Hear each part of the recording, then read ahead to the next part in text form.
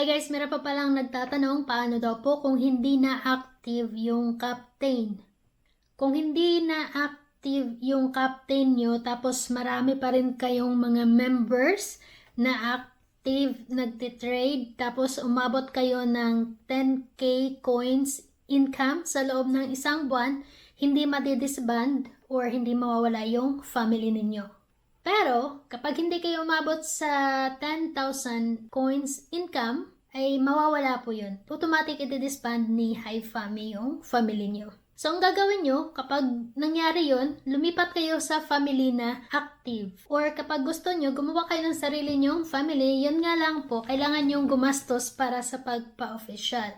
Or meron kayo isang option is mag-superstar na lang kayo. Since binaba naman nila yung requirements ngayon sa superstar, kung VIP 3 na kayo, mas pabor yun sa inyo.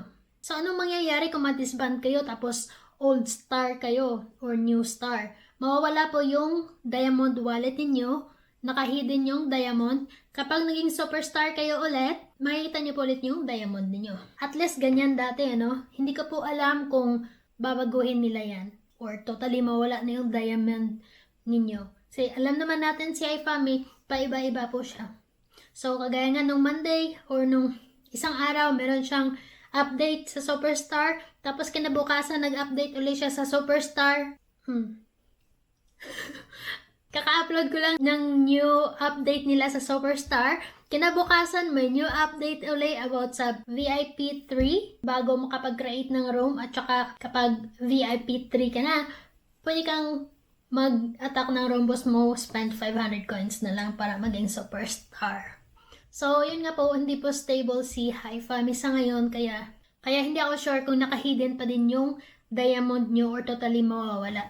So, much better kapag umabot na ng $5 yung diamond nyo, withdraw nyo na kaagad. Just in case ma-disband yung family nyo, kaunti na lang yung diamonds na natitira.